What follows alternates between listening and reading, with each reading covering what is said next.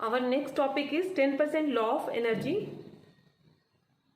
The green plants in a terrestrial ecosystem capture about 1% of energy of the sunlight that falls on the leaf and convert it into food.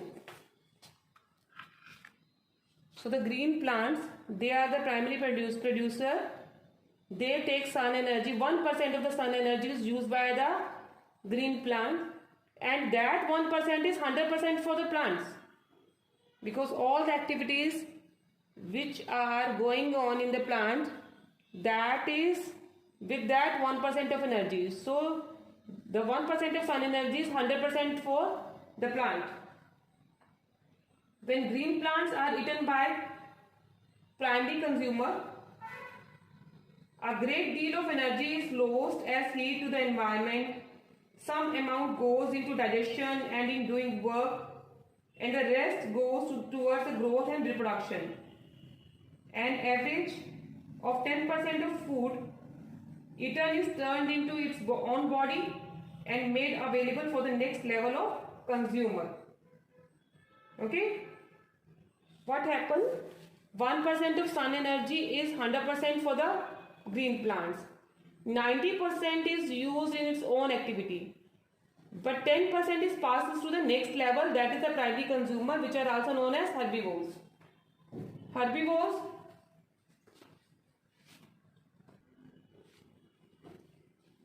%90 is used by its own activities.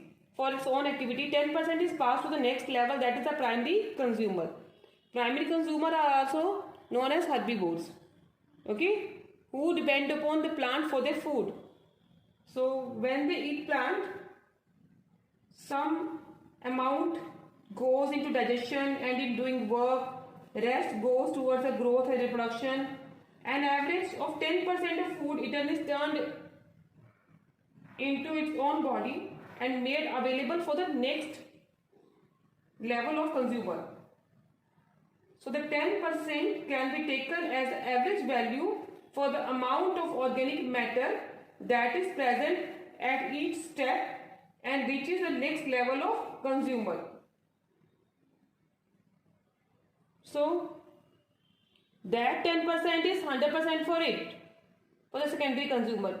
90% is used for its own activity. 10% is passed to the next level. So the energy is reduces. Okay, amount of energy it is reduces when we go up to the tertiary level. Okay. Since so little energy is available for the next level of consumer, food chain generally consists of only 3 or 4 steps.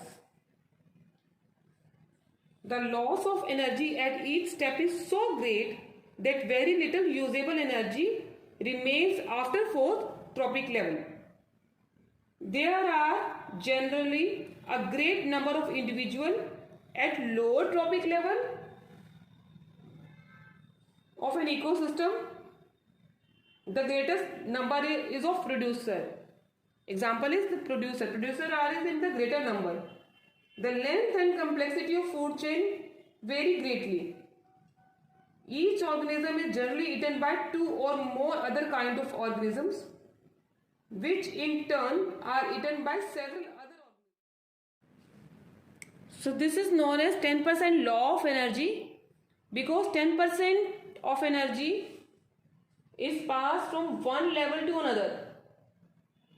90% is lost in its own activity. Only 10% of total energy passes to the next level. So by this way, the energy reduces at each tropic level. And the upper tropic level, the animals who are at the tertiary consumer or who are at top level, they get very less amount of energy as compared to the organisms which are present at the first level. For example, producers are having more amount of energy as compared to the tertiary consumers.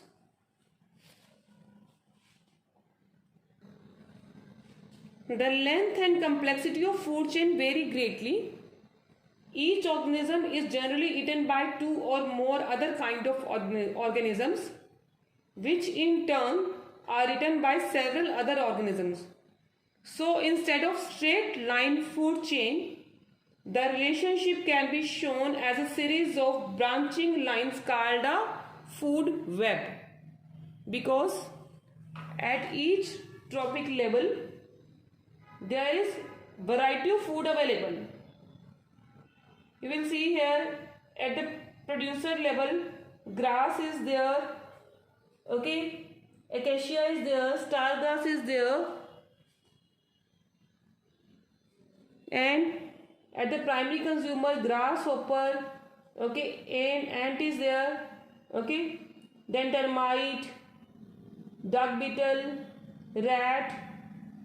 So secondary consumers, mongoose, okay, is there, adverb, pangolin. Then third consumer, tertiary consumer, okay, tiger is there, lion is there, wolf is there, okay, eagle. So they come at the tertiary consumer level. So that is the fourth topic level, okay. So at each level there is a variety of food available. So instead of straight line food chain, the relationship can be shown as a series of branching lines called a food web. From the energy flow diagram, two things become clear. Firstly, the flow of energy is unidirectional.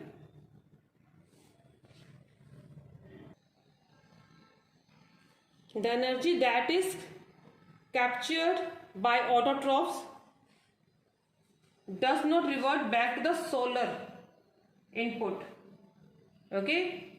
Producer which take the sun energy, they do not give back to the sun, and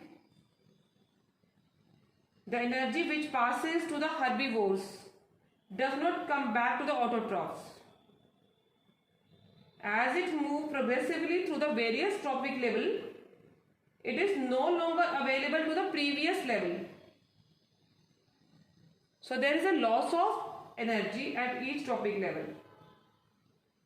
Secondly, the energy available at each trophic level get diminished progressively due to loss of energy at each level. Okay. First thing is that the flow of energy is unidirectional. That is, it passes from producer to the herbivores, herbivores to the carnivores. It does not come back. Okay. Secondly, there is a loss of energy at each trophic level. You know that 90% is used in its own activity, 10% is passes to the next level.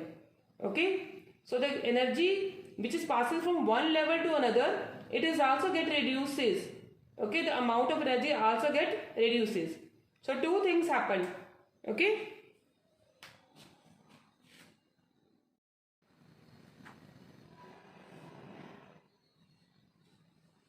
Knowingly or unknowingly, some harmful chemicals enter our body through the food chain.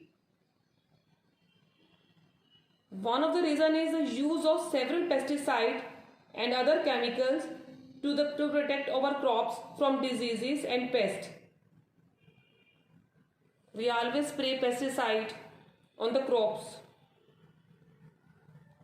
to protect the plants from disease and pest. These chemicals are either washed down into the soil or into the water bodies. From the soil, these are absorbed by plants along with the water and mineral. And from the water bodies, these are taken by the aquatic plants and animals. This is one of the way in which they enter the food chain. As these chemicals are not degradable, these get accumulated progressively at each trophic level. So what I said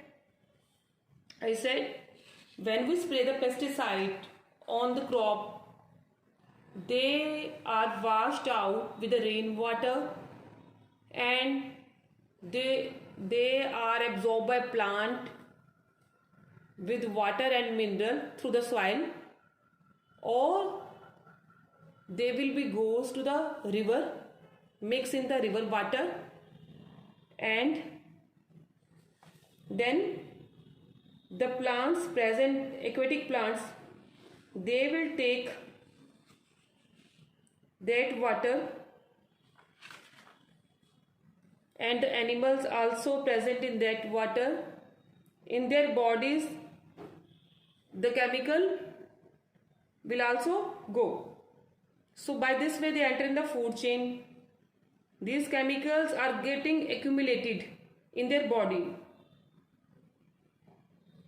As human beings occupy the top level in any food chain, the maximum concentration of these chemicals get accumulated in our bodies. This phenomena is known as biological magnification. This is the reason why our food grains such as wheat and rice, vegetable and fruit, even meat containing various amount of pesticide residue. They cannot always be removed by washing or other means.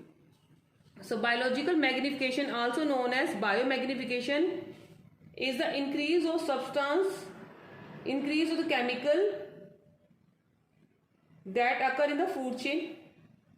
These substances are usually found in contaminated environment. Substances such as pesticide and mercury are absorbed by organisms due to their environment or the food they consume.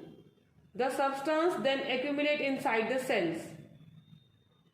When an organism higher in the food chain eat multiple organisms below, each of them containing some of the toxins, the toxin become more concentrated in the higher food chain animal. Since this continues throughout the food chain, organisms higher in the food chain are the one who will obtain the most chemical. So human being at the top level, so human being has maximum concentration of these chemicals. So we have maximum concentration of these chemicals accumulated in our body. This phenomena is called biological magnification.